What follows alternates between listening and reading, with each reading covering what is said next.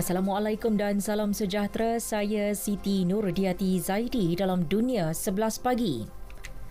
Hanya 1/4 petugas kesihatan di Afrika telah melengkapkan dos vaksin COVID-19.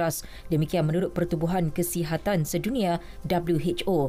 Pengarah WHO bagi Rantau Afrika, Matshidiso Moeti berkata, majoriti petugas barisan hadapan kesihatan di Afrika iaitu 73% masih belum mendapat vaksin. Ini menyebabkan mereka terdedah secara berbahaya kepada jangkitan COVID-19 yang teruk. Situasi itu berbeza dengan 22 negara berpendapatan tinggi yang menyaksikan lebih 80% petugas kesihatan telah melengkapkan vaksinasi.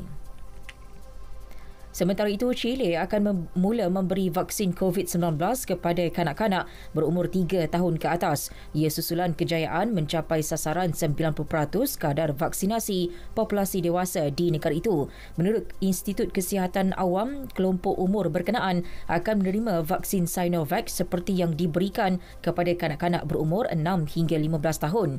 Bagi remaja berusia 16 hingga 18 tahun, mereka menerima vaksin Pfizer. Selain Chile, 3 negara jiran iaitu Venezuela, Colombia dan Argentina turut memberikan vaksin COVID-19 kepada kanak-kanak bermula umur 3 tahun.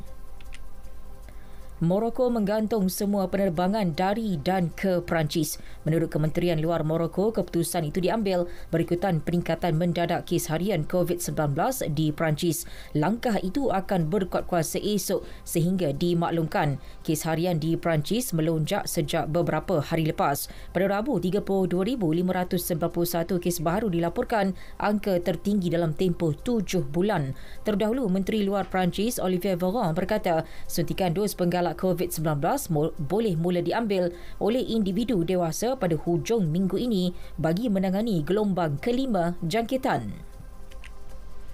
Dalam perkembangan lain, Britain akan meminta Perancis mengambil semula semua migran yang merentas Selat Inggeris. Permintaan itu disuarakan susulan tragedi bot karam yang meragut nyawa sekurang-kurangnya 27 migran di pantai utara Perancis Rabu lalu. Perdana Menteri Britain Boris Johnson turut mencadangkan agar perjanjian dua hala mengenai penerimaan semula pendatang yang menyeberangi Selat Inggeris dilaksanakan.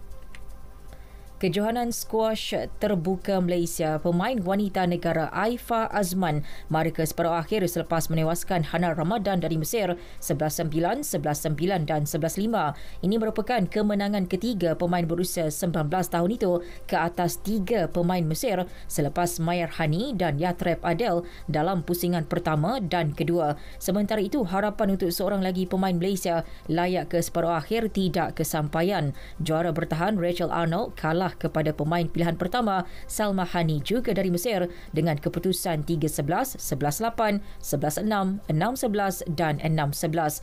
Dalam kategori lelaki, juara bertahan Eng Yen Yao mengekalkan rekod cemerlang apabila mara ke separuh akhir selepas mengalahkan Nicholas Muller dari Switzerland 11-6, 11-5 dan 11-5.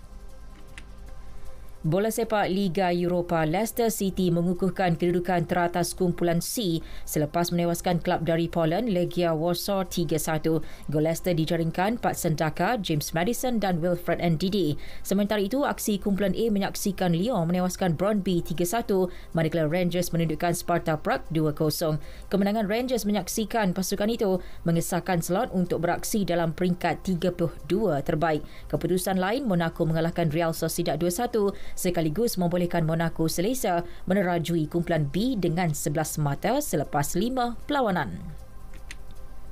Ralf Rangnick semakin hampir dilantik sebagai pengurus sementara Manchester United selepas pengendali sebelum ini Ole Gunnar Solskjaer dipecat. Menurut laporan media, United mengenal pasti ketua pembangunan sukan kelab Rusia Lokomotiv Moskow itu sebagai individu berpotensi menggantikan Solskjaer. Rangnick dilaporkan bersetuju dengan tawaran The Red Devil. Bagaimanapun, bergantung pada Lokomotiv sama ada bersedia melepaskannya daripada kontrak sedia ada.